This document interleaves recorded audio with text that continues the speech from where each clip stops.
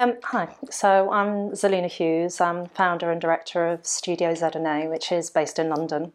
I set up the company in 2006, and yeah, we work in London, in UK, Europe, and globally. I first got interested in lighting, like many people, a kind of sideways step. I was at Goldsmiths College, and they've interested in drama, doing theatre, but there was no budget to actually make sets. So I was a very impatient model maker, and instead they had really well-designed lighting studios.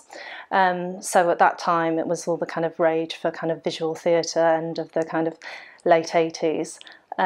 So you kind of find things and create sets with lighting. And from that, I just kind of really kind of loved the language of it, and the language of the kind of imagery and storytelling that you could do through lighting. So I continued to pursue this, and joined a theatre company where we were all very much collaborators, and making theatre for no money in the Fringe.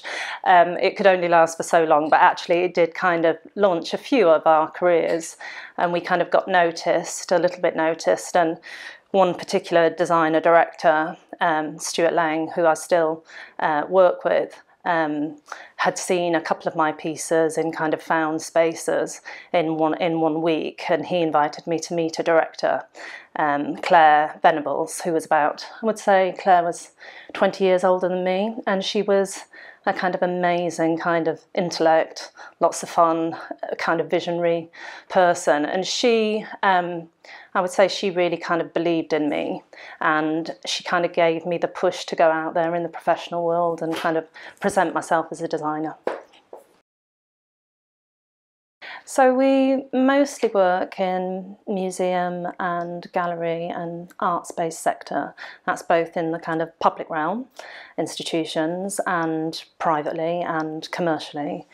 And it's an area, I think, from when I went from doing theatre design, and then was invited to do more kind of scene-setty pieces of architecture, like in restaurants or bars. But I had a bit of a gap in my knowledge, so I went to the Bartlett and did the masters. And there I was able to kind of, there was a kind of marriage between the kind of two worlds of the kind of architecture, which I'd always been interested in, the kind of theatre of public space, and the theatre. So I kind of, my sense of kind of narrative design was born from that. And then being then invited to work in museums, firstly on exhibitions, again was, I think, because I was creating more kind of immersive spaces. So not only, you know, kind of rendering the objects or the paintings in their best light, but considering the dialogue between objects and the narrative throughout the space, so it becoming a kind of lit journey, a choreography. So from that, then I was invited more into kind of commercial worlds and commercial galleries, and really for me the same kind of narrative kind of thrust applies in whatever space we go and design with the architects and the curators. It's an area, it's a real privilege to work in. Lighting of objects or paintings, whatever, you need to kind of understand the content a bit before you can kind of really render the atmospheres and render the pieces. So given that, you're always learning from these amazing experts, so it's a fantastic place to work.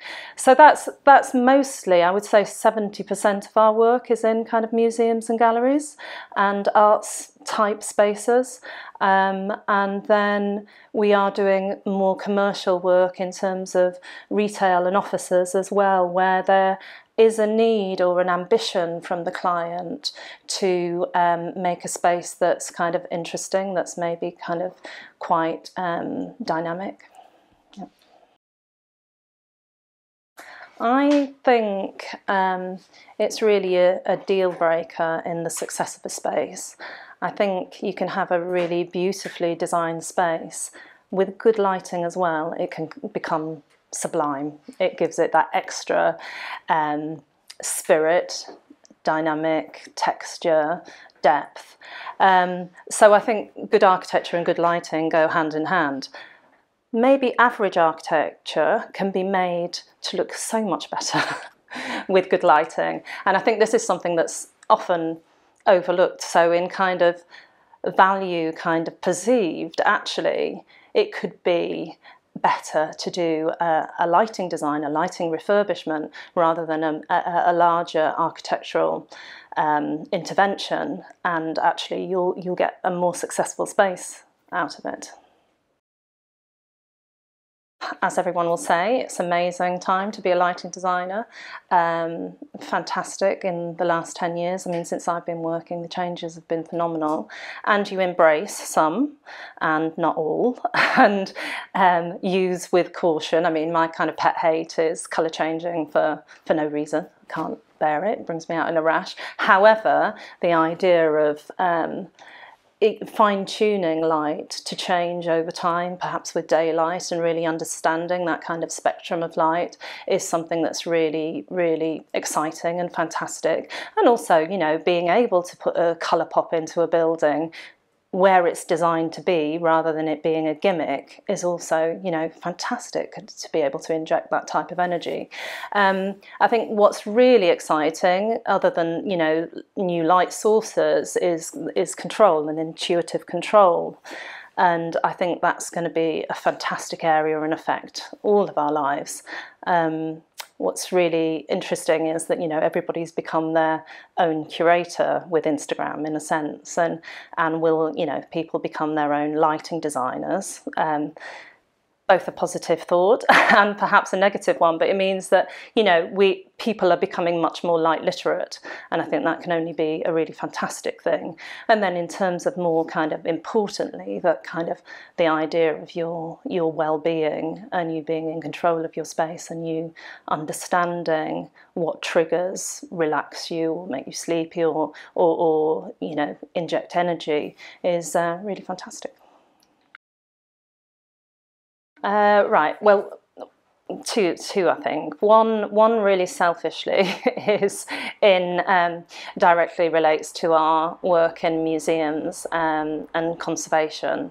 So we're still kind of working with kind of old lux levels, a standard that was, you know, created by study of tungsten light, and now that we're using LED lights, it often feels kind of slightly false to be working still with those standards. So there's been so much research done, and in fact the scientific department and the National Gallery have done brilliant research, and actually the data's there to implement a more defined code for lighting conservation levels, including the spectral distribution curve specific light levels, for that to make the conservation standards really relevant. So that would be, what would be great is to fast track that into legislation. So that would be fantastic, because I think we're kind of there with it.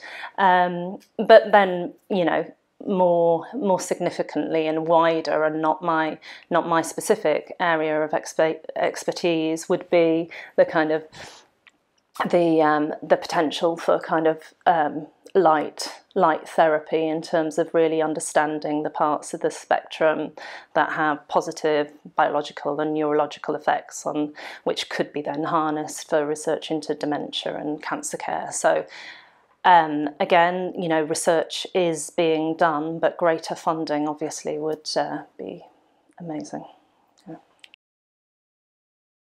So that's really, really difficult to choose, but from our current work, we're currently working on a Maggie's Centre down in Sutton in the Royal Marsden Hospital, and Maggie's is a fantastic charity that's built now over 20 cancer care centres in the UK. They have amazing architects, you know, there's Richard Rogers, Norman Foster, Hadid, Amanda Levert, we were invited to work with Abe Rogers Design, who we've collaborated with on quite a few projects. And it's a new build, and it's specifically for people coming from the hospital and being able to go into a centre and have a cup of tea and have chats and just be with friends, family and the community that is there. It's a fantastic building that's been designed, really beautifully, very simple, but really articulated for the daylight, so that there's moments of kind of bright light in kind of communal spaces, and then areas that are in the shade where you may want some privacy. And really for our lighting brief, it's incredibly humble, undesigned light. So mostly it's just reflected light from the materials, and then low level kind of quite simple decorative lighting that can be controlled by the user, so that if they want light they can direct it, if they don't want it they don't have it. And that's just it's just a really beautiful project to work on, and I feel really lucky to be doing it. There are challenges in my career, and I don't know if I've overcome them. I think it's a big learning curve that I'm still on and probably will always be on. One of the constant challenges, I think, is as a woman and a mother, is balancing your working life, your busy working life, with your busy parenting role. And that's something that's just tough, and sometimes fantastic, it works fantastically well, and sometimes it's a disaster. But I think actually for me, it's been a real driving force for me, becoming a parent. And also it's made me quite pragmatic and quite a problem solver. And so I think actually they're attributes that are really, really useful because they give you some, some tools of flexibility are actually incredibly useful in this environment. So I think that's my major one. My second challenge would be, I think, I didn't come from another lighting practice, so I was always doing my own thing, so I didn't necessarily have a mentor that was in the lighting industry, and actually that would have been really, really useful. Also business-wise, to have some sort of idea of business would have also been incredibly helpful. And it's still a challenge, kind of balancing the commercial with everything that you want to do, but it's an interesting one. I think people along the way in my career who've been really influential, and I'm going to mention 3 women. They're not in lighting specifically, but we were collaborators, and the first would be Claire Venables, who was the first person who I worked with professionally who really believed in me and really actually pushed me to get myself out there. Incredible woman. Secondly, when going into a more commercial environment, I was working with an American architect, Annabelle Seldorf from Seldorf Architects, and the way that she operates in a boardroom was really fantastic to watch. A kind of female intelligence and wit, that with a real kind of integrity to design, that was just a really fantastic, inspiring person to be around. And then thirdly, I would say my friend and colleague Pippa Nissen, who started her career, who's an architect, Nissen Richards. She started her career at the same time as me, and we have been a great sounding board for each other through the years. Within my work, obviously the spaces and places that I see, always the dynamic play of light or the little moment of light is totally inspiring. I'm an absolute ball to go to dinner with, as I'm sure we all are if the lighting's not right. But yeah, in sculpture and film, I'm at the moment really can't get Peter Greenaway's Last Supper film out of my head, because it's inspiring me for something that I'm about to be working on. So yeah, in lots and lots of things. I think it's historic. I think it takes a long time for the kind of psyche to change. Even when I was at university, late 80s, 90s, it was the guys who tended to voice their opinions, even though, you know, I may be silently scathing at the back, you know, of their kind of arrogance sometimes, but actually I didn't necessarily put myself out there. And same in my career. I think for me personally, I'm a bit more of a doer than a talker. So I'm kind of getting on with my work, but I think it's incredibly important that there are platforms like this, so that people can more easily reach out and make connections and have a platform to go to for advice and support. I would say go for it.